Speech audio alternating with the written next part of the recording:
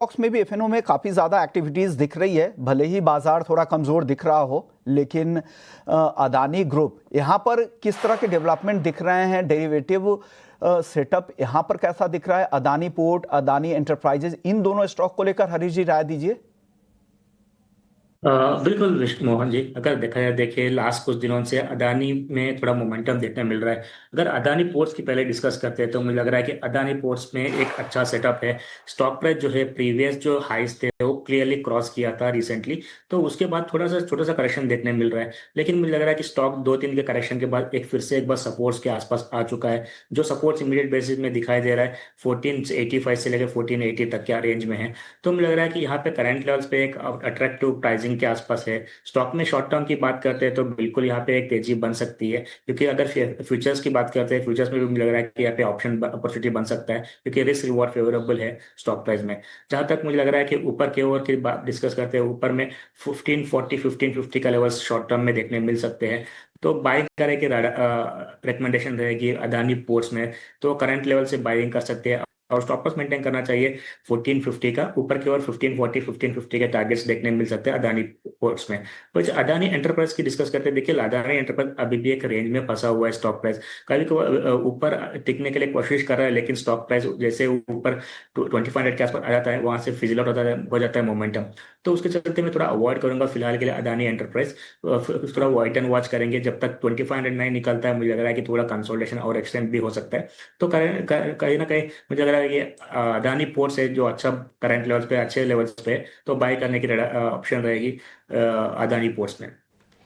Alright, तो चलिए यहाँ पर रखेंगे नज़र। अदानी पोर्ट्स बड़े टारगेट 1550 के टारगेट्स जो हैं यहाँ पर हरीश सुझा रहे हैं, और 1450 का आपको यहाँ पर स्टॉप लॉस लगाना है। उनका कहना है कि रिस्क रिवॉर्ड इन स्तरों पे फेवरेबल ज़रूर है। पर आज मार्केट का ज़बरदस्त एक्शन आप देख सकते हैं आईटी काउंटर्स में, क्योंकि देखिए अब इन्फोसिस बन चुका है निफ्टी का टॉप गेनर। साथ ही साथ टीसीएस, एचसीएल टेक जैसे काउंटर्स हैं जो कि निफ्टी को सपोर्ट कर रहे हैं। और ना ही सिर्फ ये, मिड कैप आईटी कंपनीज में भी काफ़ी अच्छा एक्शन है, चाहे परसिस्टेंट, एलटीआई, माइंडट्री, इन सभी काउंटर्स की बात कर लें, इनमें एक अच्छा जोश है। पर सौमिल, आइए दो पिटे हुए काउंटर्स पे चर्चा करते हैं जिनमें एक अच्छी गिरावट हमने ऑलरेडी देखी। जी हाँ, ये जो गिरावट थी उनके नतीजे फैक्टर्स एट प्ले के चलते ही हमने आती हुई देखी। बट क्या ये पूरी आईटी टाइड के साथ सायंट और साथ ही एम्फेसिस, ये दोनों ही काउंटर्स में आपको लगता है कि ये आईटी में जिस तरीके के मूव्स आ रहे हैं, इन दोनों का भी कुछ भला हो सकता है? आई थिंक एम्फोसिस इतना बुरा नहीं है।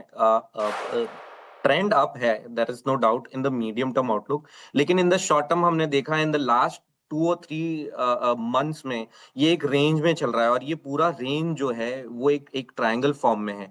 अब ये ट्रायंगल फॉर्म में कुछ देर और मे बी कंसोलिडेट कर सकता है, लेकिन ओवरऑल ट्रेंड अप है। और मुझे लगता है कि इसका जो क्रूशल सपोर्ट है वो अराउंड 2600 के आसपास है, और वहीं पे ही 3 या 4 बार already in last 3 months support ले चुका है। और मुझे लगता है कि इस बार भी यहीं से ही सपोर्ट लेके फिर से अप ट्रेंड शुरू करेगा। सो 2600 के आसपास का एक स्ट्रिक्ट स्टॉप लॉस लगा के इसमें बाइंग कर सकते हैं।